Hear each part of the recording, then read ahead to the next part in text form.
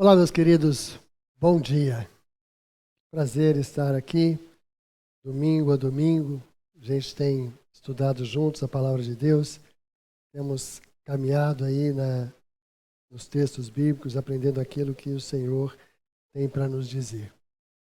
E hoje nós vamos continuar os nossos estudos aqui no livro de Gênesis, mas antes nós vamos orar ao Senhor. Senhor, eu te agradeço pela tua presença, te agradeço pelo teu cuidado, te agradeço porque o Senhor é Deus poderoso, é Deus todo soberano, é Deus que nos ama, é Deus que nos ensina, que nos dirige. Muito obrigado, Pai, pelo teu cuidado demonstrado nas pequeninas coisas, Pai. Obrigado porque o Senhor tem sustentado a cada um de nós, e o Senhor nos tem dado o desejo de conhecer mais e mais de Ti. Por isso eu te suplico, meu Deus, fala aos nossos corações. Usa-nos agora neste momento, ó Deus Santo, para que o Teu nome seja exaltado e que a Tua vontade seja feita, Pai. E que essa palavra, a palavra do Senhor, ela venha de encontro aos nossos corações e que ela produza fruto em nós, ó Pai, para que possamos fazer sempre aquilo que Te agrada. Nós oramos, agradecidos em nome de Jesus. Amém. Amém.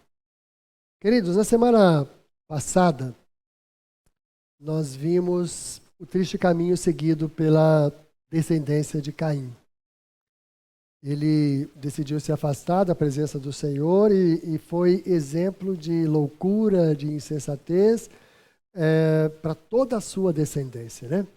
E ele agiu assim e acabou que todos os seus descendentes acabaram seguindo caminhos semelhantes e se envolvendo com materialismo, com violência, com vaidade, com ganância, e fizeram todos essas características fizeram parte da história dessa semente, dessa descendência, né? Hoje nós vamos caminhar para outra descendência do outro filho de Adão. Então, após a gente conhecer essa triste história de Caim, a semente da serpente, a semente que seguiu as orientações da serpente, Moisés agora retoma a narrativa e agora ele começa com a história daquela linhagem que continuou na presença do Senhor, seguindo a sua orientação. E, novamente, nós vamos ver aqui o Senhor trazendo alento e esperança àqueles que são seus. Olha só o que aconteceu. Vamos ler lá em Gênesis 4, 25.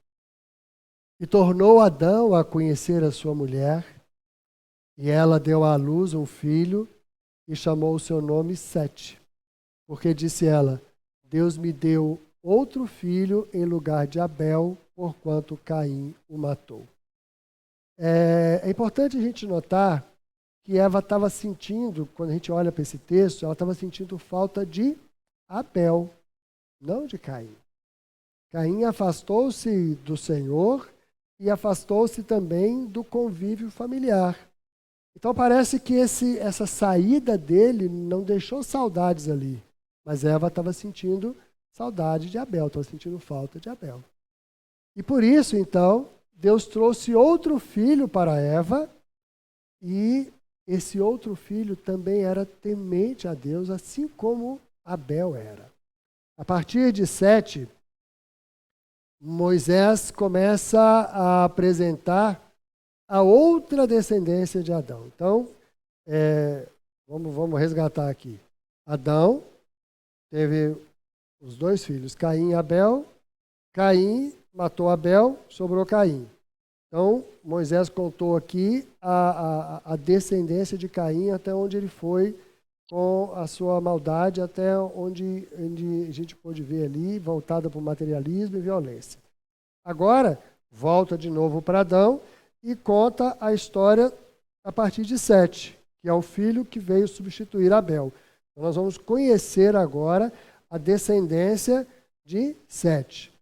E à medida que ele vai apresentando essa outra linhagem, algumas diferenças vão sendo destacadas aqui. A gente vai colocar realce nessas diferenças que Moisés apresenta das duas linhagens, né?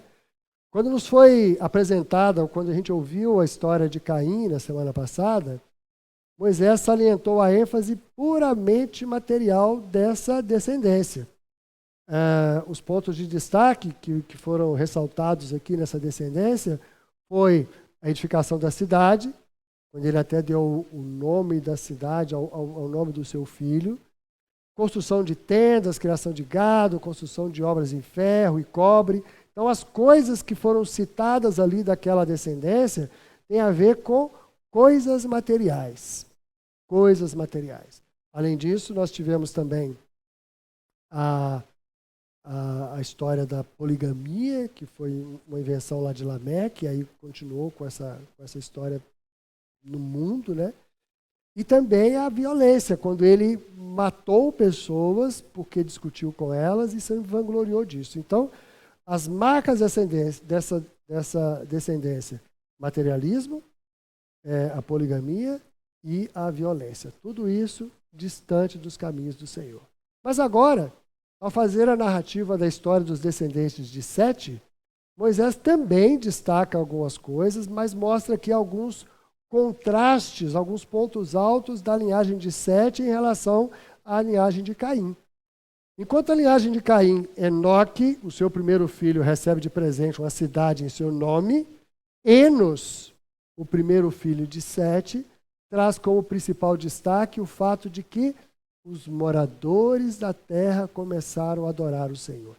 Olha que diferença de narrativa. Olha que diferença a história. Com isso, então, Moisés começa a enfatizar que o ponto alto da linhagem santa é a adoração. Então, antes de começar a contar a história dessa linhagem, Moisés faz questão de mencionar que os homens da terra começaram a adorar ao Senhor como comunidade, a partir do nascimento de Enos, que era filho de Sete, portanto, neto de Adão. Olha o que diz lá o versículo 26 do capítulo 4 de Gênesis, né?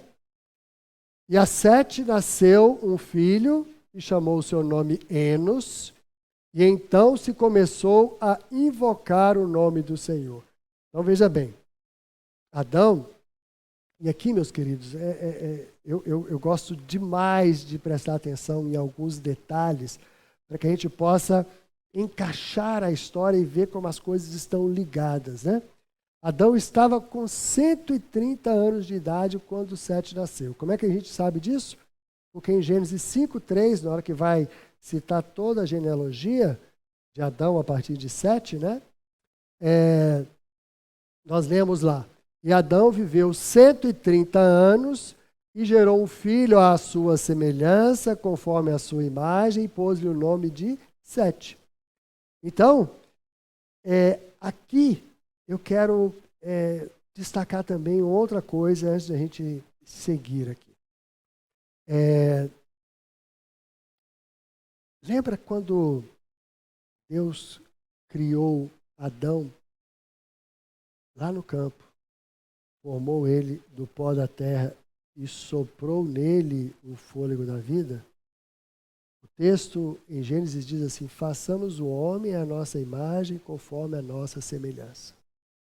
Então, era Deus dando de si ao homem. Agora, quando a gente vai ler a história da genealogia de Adão, ele diz assim: gerou um filho à sua semelhança, conforme a sua imagem. Então, esse resgatar dessa mesma expressão lá de trás, era como se Moisés quisesse enfatizar que Deus continuou agindo com graça e do mesmo modo que ele tinha feito com Adão lá atrás, quando lá atrás ele pôs nele a sua imagem e semelhança.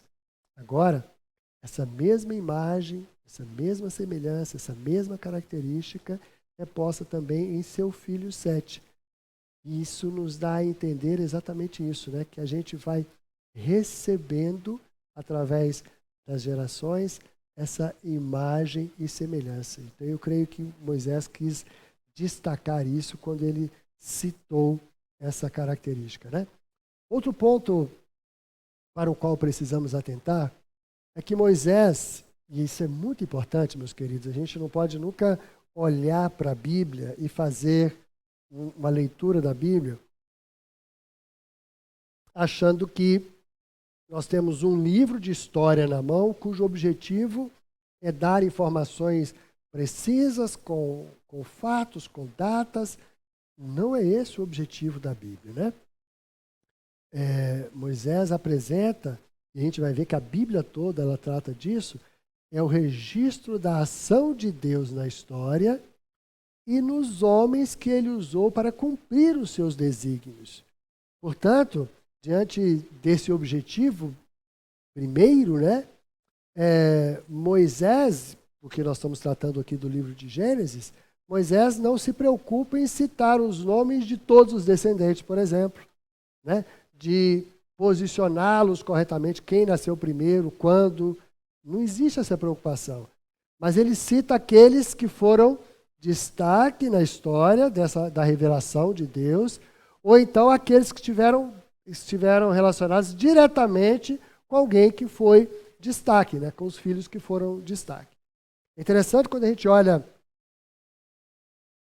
para o texto bíblico e, por exemplo, quando a gente olha lá em Gênesis 5:4, a gente diz o seguinte: depois que gerou a Sete, viveu Adão 800 anos e teve filhos e filhas.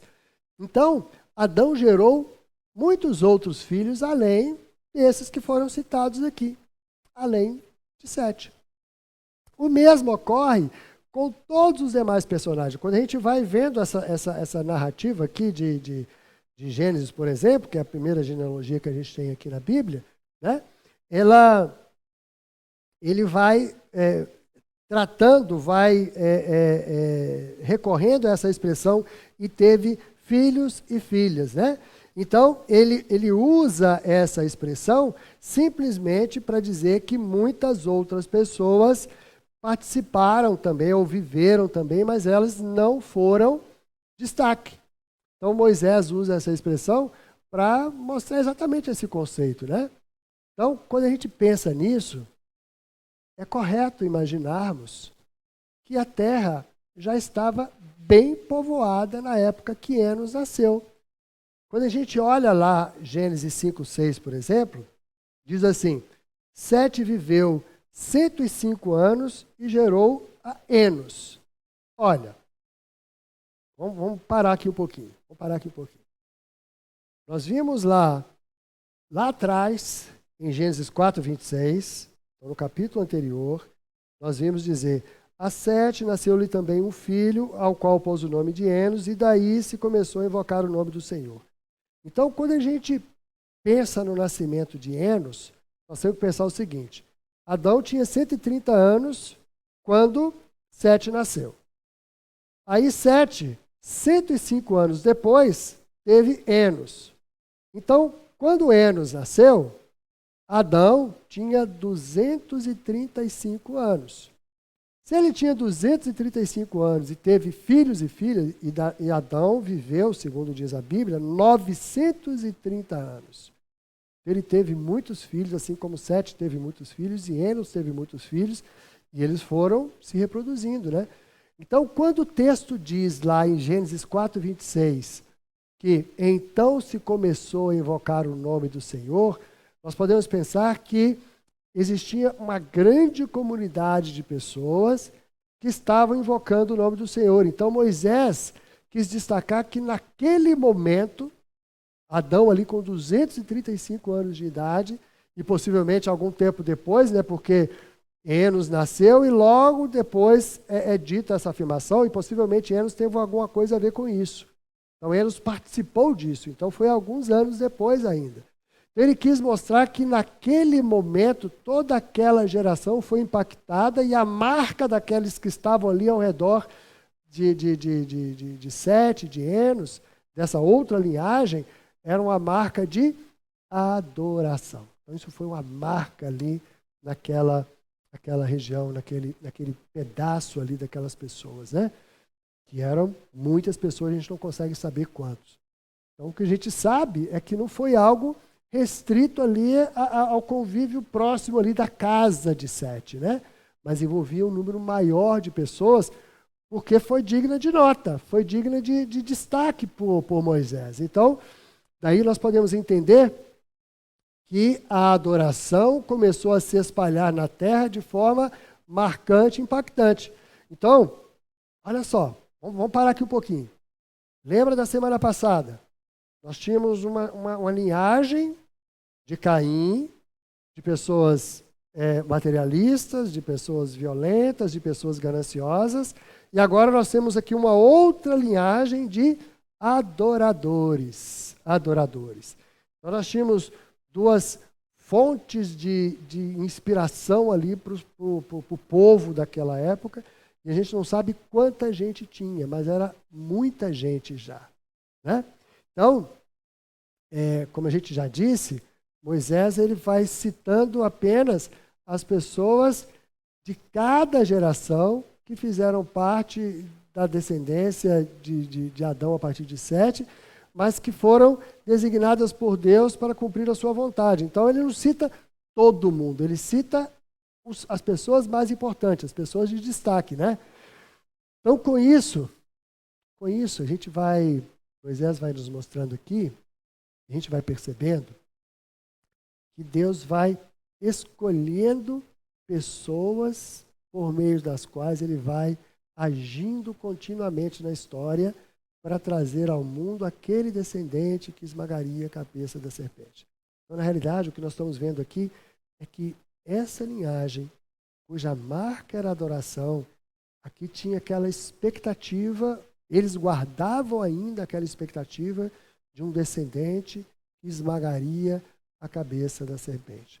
A linhagem da mulher, né, essa linhagem aqui, nós estamos fazendo uma distinção aqui entre a linhagem da serpente e a linhagem da mulher. Lembra lá atrás quando Deus disse que da mulher viria um descendente que esmagaria a cabeça da serpente? Então, é dessa linhagem que nós estamos falando, dessa expectativa, dessa esperança, desse que esmagaria a cabeça da serpente.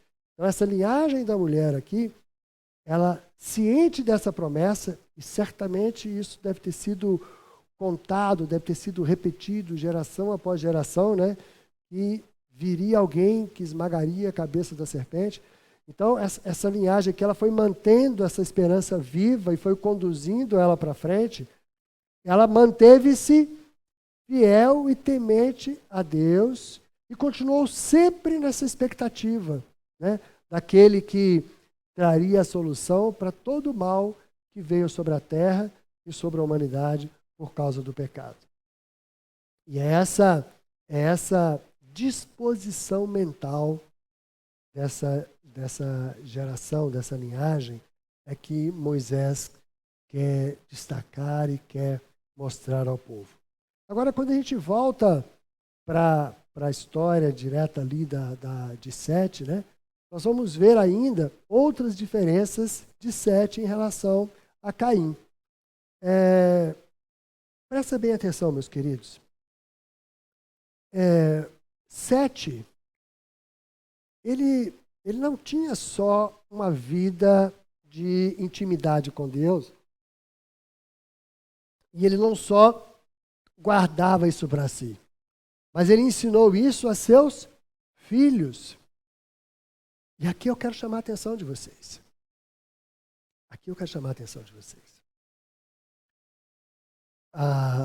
Nós somos servos do Deus vivo, mas a nossa vida com Deus, ela precisa produzir fruto. E o primeiro fruto que nós devemos buscar é dentro da nossa casa. Sete mostrou que ele fez exatamente isso, porque a palavra de Deus diz que quando Enos nasceu, a terra toda tinha esse hábito ali, aqueles que estavam ali no raio de ação deles, no raio de influência deles, aqueles ali tinha uma marca de adoração. Então isso foi feito de tal forma, né, esse jeito de transmitir, esse jeito de falar, esse jeito de levar essa informação adiante, foi feito de tal forma que a adoração ao Senhor foi um marco na época de Sete. E aqui eu quero perguntar uma coisa para vocês. Eu quero perguntar uma coisa para vocês, para cada um de vocês. Qual é a marca que nós, como servos do Senhor, temos levado? Qual é a marca? Como é que as pessoas nos conhecem? Como é que as pessoas nos veem? Como é que os nossos filhos nos veem? Como é que a sua esposa te vê? Como é que o seu esposo te vê? Né? Como é que os seus irmãos te veem? Que marca que você tem? Como é que os seus vizinhos te veem? Como é que os seus colegas de trabalho te veem? Qual que é a marca que você leva? E é interessante a gente pensar nisso, meus queridos, porque Deus nos chamou para sermos luz. Olha só o que diz Isaías 44, 3. Isaías 44, 3. Porque derramarei água sobre o sedento e rios sobre a terra seca. Derramarei o meu espírito sobre a tua posteridade e a minha bênção sobre os teus descendentes. Então, o nosso Deus, ele nos promete exatamente isso. Ele nos promete que ele vai ser aquela água para o sedento, ele vai ser a bênção sobre os nossos descendentes, né? Olha aqui que diz também ainda, Salmos 84, versículos 4 e 5. Bem-aventurados os que habitam em tua casa, que têm intimidade contigo, que se relacionam contigo. Bem-aventurados aqueles que são teus, porque estes louvar-te-ão continuamente. Bem-aventurado o homem cuja força está em ti e em cujo coração estão os caminhos aplanados. Queridos, o que é um coração com os caminhos aplanados? É um coração em que Deus trabalhou. É um coração em que Deus limpou. É um coração em que Deus cuida, que Deus está ali como que arando, preparando.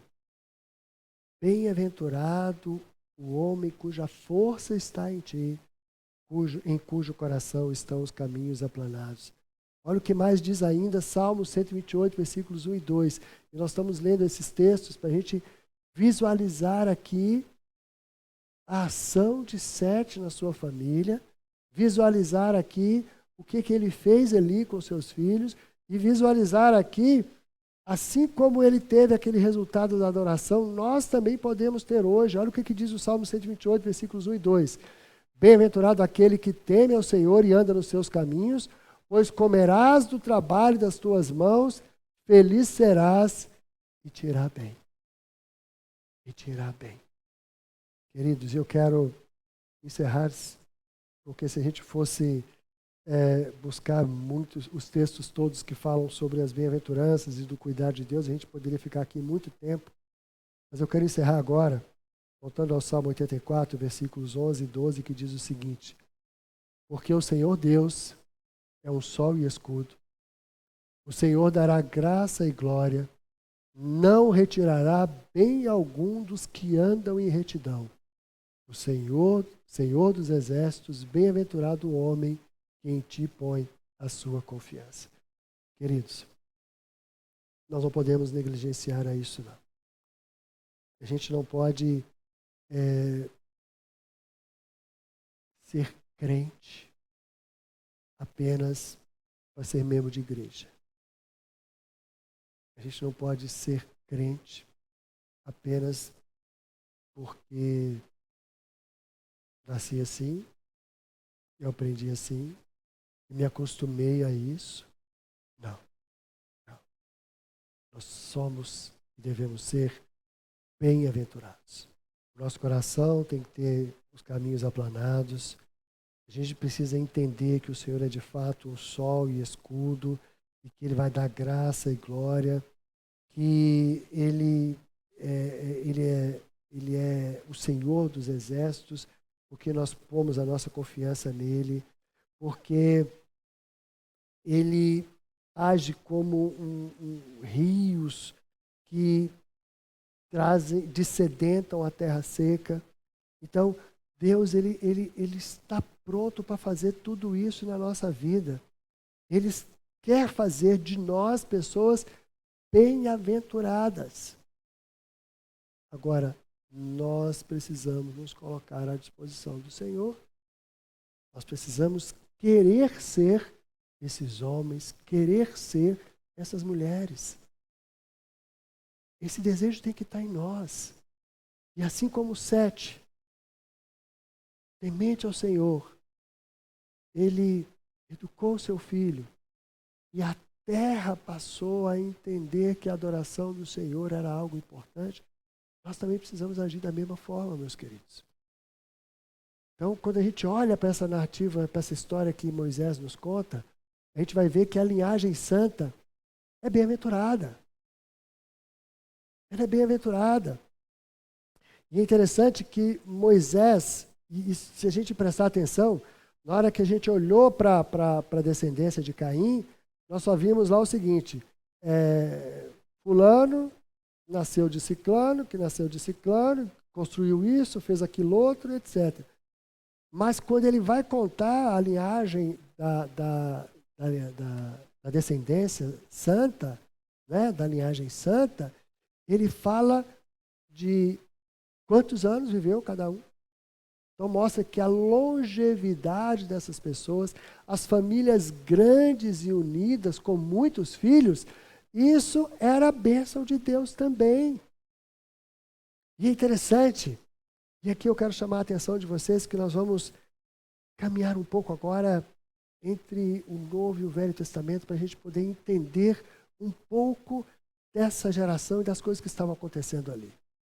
Dentre esses muitos filhos que foram, que nasceram ali naquela linhagem, tem um deles que Moisés destaca.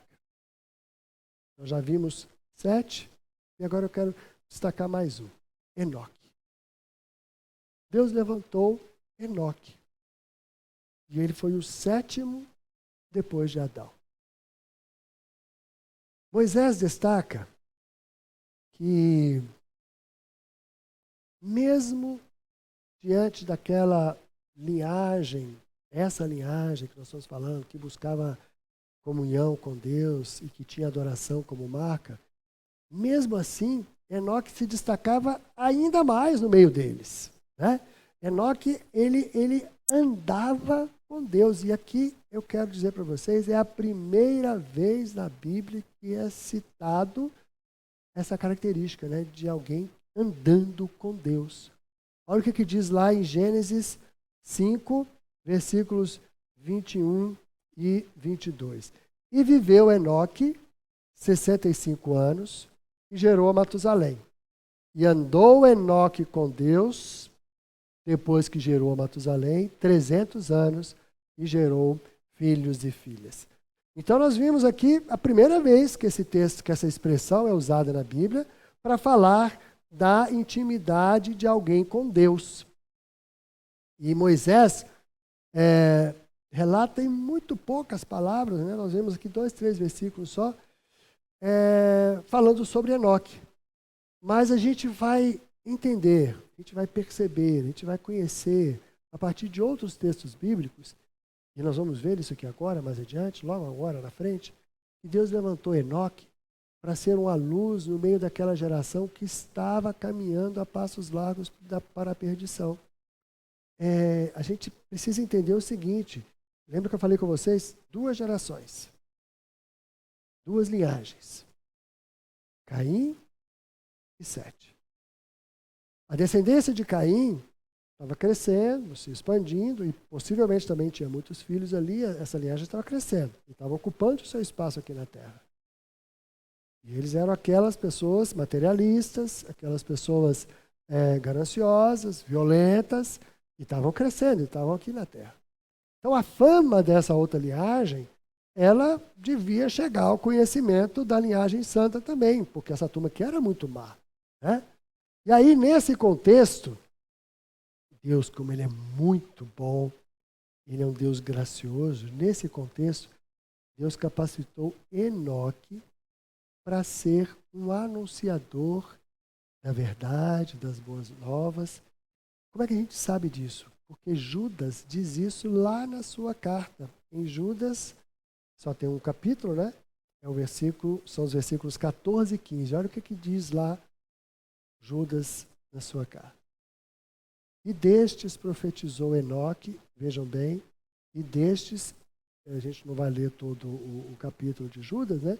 Ele está falando lá da apostasia que estava surgindo ali na igreja, daquele tempo ali em que Judas estava falando.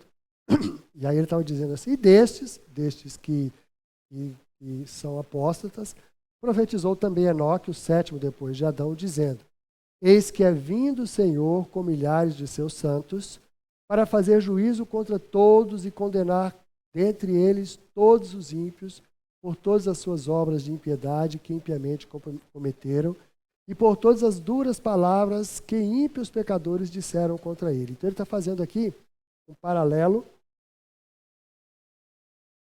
do trabalho de Enoque, lá nesse momento aqui de Gênesis que nós estamos vivendo, com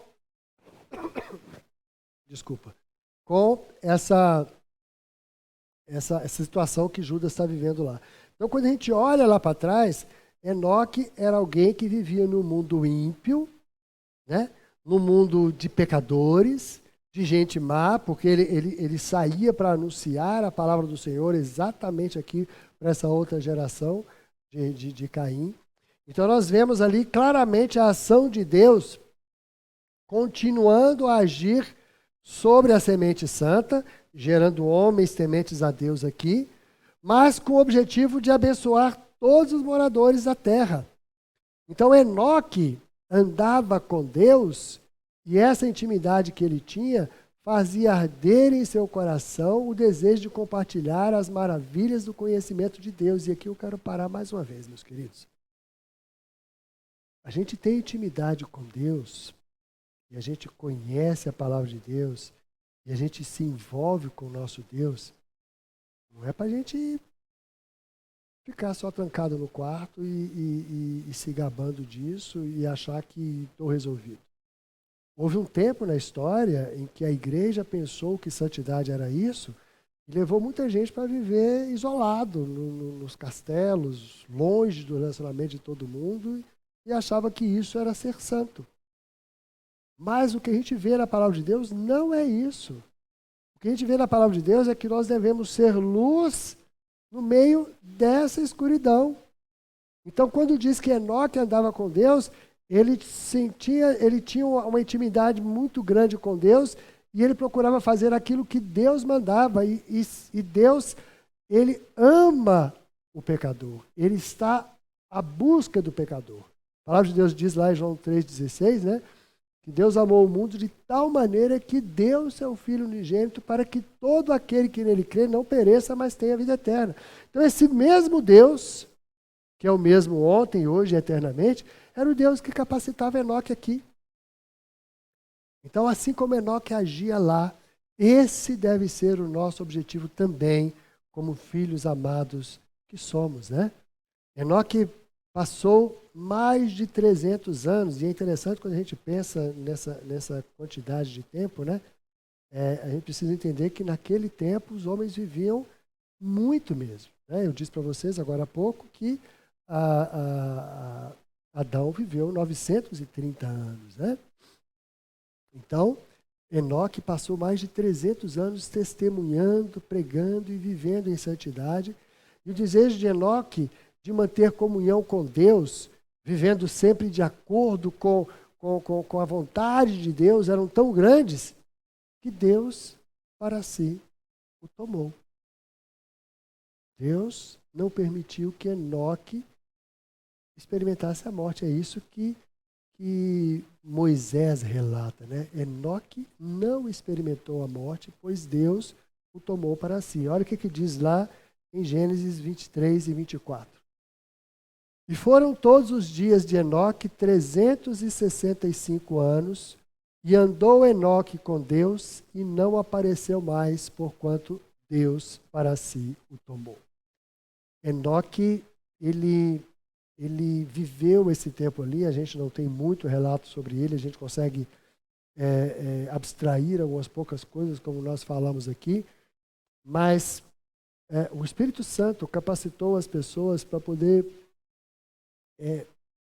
deixar para nós o relato, e a gente vai ver lá em Hebreus, na galeria dos heróis da fé, que Enoque também está citado ali. Assim como Abel foi citado também, a gente conhece muito pouco de Abel, Enoque também é citado aqui. Olha o que diz lá em Hebreus 11, 5. Pela fé, Enoque foi trasladado para não ver a morte, e não foi achado porque Deus o trasladara, visto como antes da sua trasladação alcançou o testemunho de que agradara a Deus. Então ele viveu de tal forma que Deus o tomou para si. E a gente não sabe por quê, né, que Deus fez isso. Isso está dentro da soberania de Deus. Assim, com enfoques totalmente distintos, as duas linhagens se mantiveram separadas por muito tempo. Cada uma seguia o seu próprio caminho e os seus próprios valores, né? Só que o tempo foi passando, o mundo foi se desenvolvendo, as pessoas foram se multiplicando e o pecado foi dominando a raça humana. É uma tristeza, mas o homem foi se esquecendo um pouco das coisas de Deus. Até que num determinado momento da história, as duas linhagens deixaram de existir separadamente e se tornaram uma só. Olha o que diz Gênesis 6, versículos 1 e 2. E antes de eu ler o texto, eu quero relembrar para vocês aqui. Caim, linhagem da serpente. Sete, a linhagem santa. Os dois foram se desenvolvendo e nós vimos a história de cada um deles. Na semana passada nós vimos a história da linhagem de Caim. Hoje nós vimos a história da linhagem de Sete. E aqui nós vimos que Deus levantou homens aqui. Nós vimos, por enquanto, Sete ensinando o seu filho, Enos, e isso foi marca da adoração. E aí depois nós vimos Enoque, que foi um pregoeiro da justiça também, anunciador das boas novas. E aí o tempo foi passando. E algum tempo depois, a gente não sabe quanto tempo passou, eu disse a vocês agora há pouco, que algumas vezes já, né, melhor dizendo, algumas vezes, que a Bíblia não é um relato histórico científico. Então a gente não sabe quanto tempo se passou até aqui agora esse capítulo 6. E o capítulo 6 começa da seguinte forma. E aconteceu o quê? Então assim, algum tempo depois, aconteceu o quê? Como os homens começaram a multiplicar-se sobre a face da terra, e lhes nasceram filhas, viram os filhos de Deus que as filhas dos homens eram formosas, e tomaram para si mulheres de todas as que escolheram. E aqui eu quero chamar a atenção de vocês, porque a partir desse momento, Moisés então ele dá nome às duas linhagens, essas que nós falamos, de Caim e de Sete, de forma clara e distinta. Ele chama a linhagem santa, linhagem de Sete, de filhos de Deus. E a linhagem da serpente, a linhagem de Caim, de filhos dos homens. Então o que ele diz? Nessa altura dos acontecimentos, passadas aí algum tempo, algumas gerações, a gente não sabe quanto tempo se passou, mas o que ele diz é que as duas linhagens se misturaram e se envolveram uns com os outros, de tal forma que a linhagem santa foi se desconfigurando, foi perdendo a sua identidade, e eles não só perderam a sua identidade, como também a sua relação com Deus. E por esse motivo, começaram a se envolver com as mesmas práticas da linhagem da serpente, de tal forma que a partir desse momento aqui da história, começaram a seguir o mesmo caminho.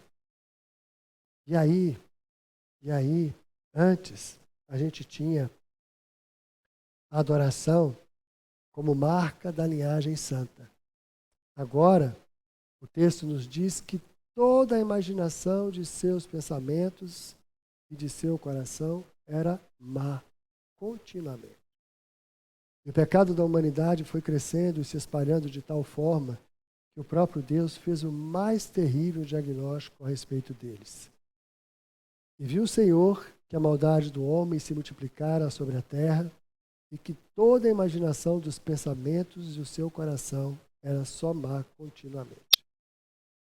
E aqui eu quero chamar a atenção de vocês aqui mais uma vez para esses relatos aqui. A gente viu, e nós discutimos agora há pouco, sobre Sete, sobre o cuidado dele de ensinar aos filhos. E esse cuidado fez com que as pessoas aprendessem e aprendessem a ter intimidade com Deus.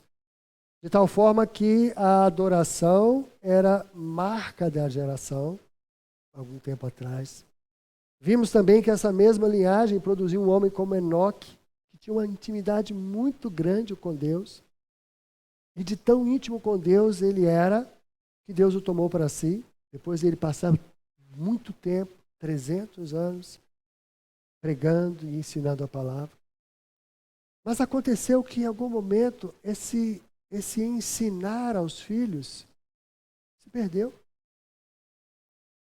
Em algum momento, essa linhagem santa descuidou da educação dos filhos, descuidou de ensinar, de contar aos seus filhos as maravilhas de Deus, descuidou de apacentar o coração daqueles meninos.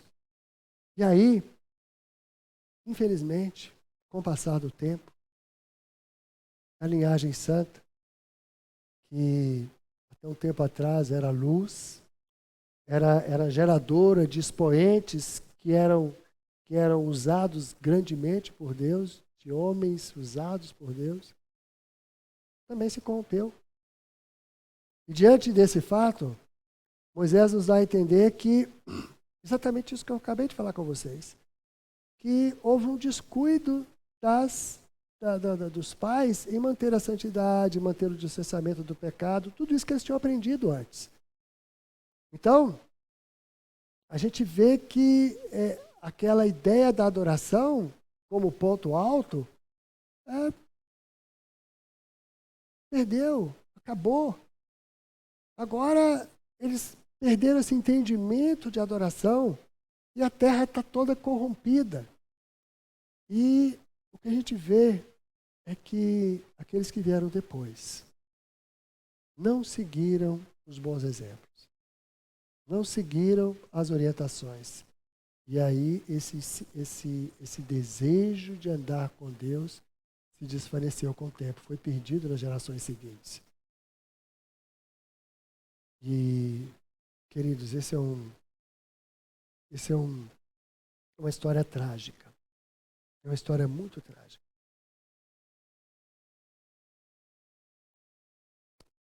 A gente vê que acontece muito disso, né? Filhos que acostumados no convívio com as coisas de Deus, acostumados a ouvir a palavra de Deus, e de repente esses filhos se casam e têm filhos, e aí já não se preocupam mais em estar na casa do Senhor, já não se preocupam mais em orar, já não se preocupam mais em seguir a vontade de Deus, já não se preocupam mais em manter uma vida totalmente santa, e aí já não se preocupa mais em ensinar os filhos da mesma forma como foram ensinados. E aí de repente nós vemos esses que agora têm filhos, né, chorando porque esses filhos se afastaram. Foi isso que aconteceu naquele tempo. Foi isso que aconteceu. Os pais deixaram de contar essa verdade adiante, e aí muitos se deixaram corromper pelo pecado, pelas novidades do mundo, por aquilo que todo mundo fazia, né? Aquela máxima, né? Mas todo mundo faz, mas é assim que todo mundo vive. Ah, se eu não fizer isso, eu não vou ter os meus amigos, né? Então acabaram se envolvendo com o jeito de viver e com os hábitos e costumes da época. E assim, é desse jeito que o pecado toma conta de todos eles. Lentamente. E é importante a gente perceber isso, meus queridos. Lentamente. Lentamente as pessoas vão se desviando. O navio, quando ele está fora do curso, você só vai perceber que ele está no caminho errado muito tempo depois. Porque lentamente vai se desviando e a gente não percebe. Não percebe. E às vezes a gente acaba perdido, né? Então lentamente eles foram se desviando e ficaram exatamente assim, perdidos e afastados do Senhor. E é importante a gente destacar que esse foi um veredito, um diagnóstico dado pelo próprio Deus. Vejam que o texto que lemos acima diz que os pensamentos e os corações continham apenas maldade. Era o tempo todo mal. Então aquela geração ela foi derrotada diante da proposta da serpente e o pecado dominou completamente os corações de todos esses homens. Olha o que diz lá o texto em Gênesis 6, versículos 11 e 12.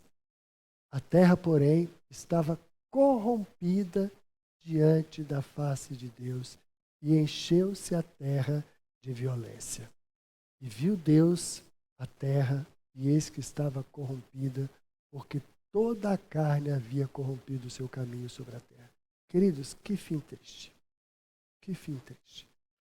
E eu quero chamar a atenção de vocês, porque muitas vezes isso acontece conosco, na nossa história, na nossa casa às vezes, porque a gente se descuida, a gente relaxa, a gente acha aquela máxima, não tem nada a ver. Queridos, eu quero dizer para vocês que o diabo, o objetivo dele é evitar que nós cheguemos, que nós caminhemos na direção da estatura do varão perfeito. Eu já disse isso aqui. Nós, enquanto servos do Senhor, nós buscamos a estatura do varão perfeito. Nós procuramos caminhar nos caminhos do Senhor e seguir os passos que Jesus nos deu para a gente seguir. Então, o nosso objetivo é buscar a santidade, buscar a perfeição, buscar ser como o nosso Mestre Jesus. Agora, quando a gente deixa de fazer isso, quando a gente deixa de seguir esse objetivo, a gente começa a se amoldar às coisas do mundo. E aí nós vemos o apóstolo Paulo dizendo assim, não vos conformeis com este mundo, mas transformai-vos pela renovação do vosso entendimento. Meus queridos, a gente não pode se deixar envolver com as coisas do mundo. A geração de Sete se permitiu isso. A geração de Sete, que era santa, que tinha marco alto de adoração, que andava nos caminhos do Senhor, que seguia os caminhos do Senhor, que produziu um homem como Enoque, que andava com Deus, que foi trasladado por causa da sua intimidade com Deus. Essa geração se perdeu. Essa geração se perdeu. Essa geração se corrompeu. Porque deixaram de seguir os caminhos do Senhor lentamente. Não é da noite para o dia. Lentamente. E às vezes a gente se engana, achando que nós estamos fazendo a vontade de Deus, mas não estamos. A orientação que eu dou para todo mundo é o seguinte: como é que você consegue saber que você está caminhando o caminho que o Senhor quer que você caminhe?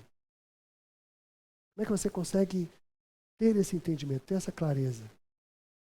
E eu quero te responder de uma forma muito simples. Pergunte àqueles que convivem com você. Pergunte para o seu filho. Pergunte para a sua esposa. Pergunte para o seu esposo. Pergunte para o seu irmão. Jesus, em determinado momento, ele chamou os seus discípulos e falou assim: quem dizem os homens que eu sou? E vocês? Quem que vocês acham que eu sou? Então, o próprio Jesus queria saber qual era o impacto que ele estava causando nas pessoas que estavam perto dele. O desafio que eu faço para você é exatamente isso. Faça a mesma coisa. Faça a mesma coisa. Pergunte para aqueles que estão ali do teu lado, que convivem com você, para eles te dizerem se você está caminhando no caminho da linhagem santa ou se você está se afastando. Para eles te dizerem que você está continuando firme naquilo que Deus ensinou ou se você está se afastando, se você está se amoldando com o mundo, se você está produzindo fruto digno do Espírito. Se você está agindo de maneira digna da vocação que você foi chamado, ou se você está se afastando, se você está se amoldando com o mundo, pergunte. Porque o Espírito Santo nos convence de todo o pecado. Mas muitas vezes o nosso coração está duro. Então pergunta quem está do teu lado. E aí você vai ter a oportunidade de ouvir. Aquela pessoa que está próximo de você, convivendo com você, comendo pão ali do teu lado, vai dizer: não, você de fato é um servo do Senhor, é uma serva do Senhor.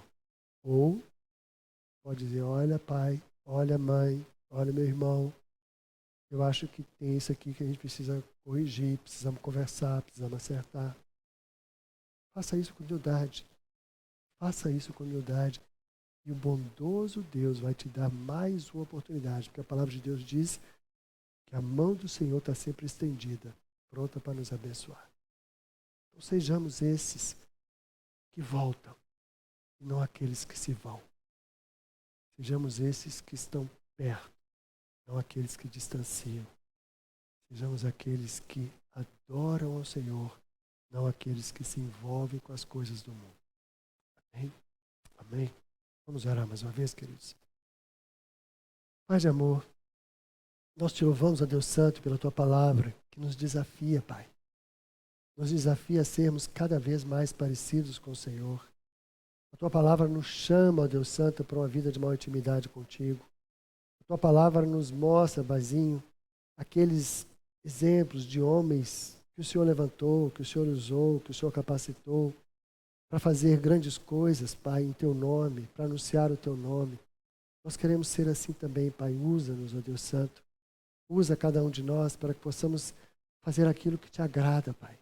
Fazer aquilo que glorifica o teu nome, Senhor. E, Pai, ó Senhor, se estivermos nos distanciando do Senhor, se o nosso coração estiver endurecido, insensível, chama-nos de volta, Pai. Toca em nós, Senhor. Quebra, Pai. Quebra e faz de novo, Pai. Como oleiro que Tu és, ó Deus Santo, nós queremos nos colocar nas Tuas santas mãos para sermos moldados pelo Senhor. Fala, Senhor, fala aos nossos corações. Transforma-nos, leva-nos para junto de Ti. Capacita-nos para sermos cada vez mais prontos para o Teu serviço, para fazer aquilo que o Senhor quer. Nós oramos agradecidos. Em nome de Jesus. Amém. Que Deus abençoe a todos vocês.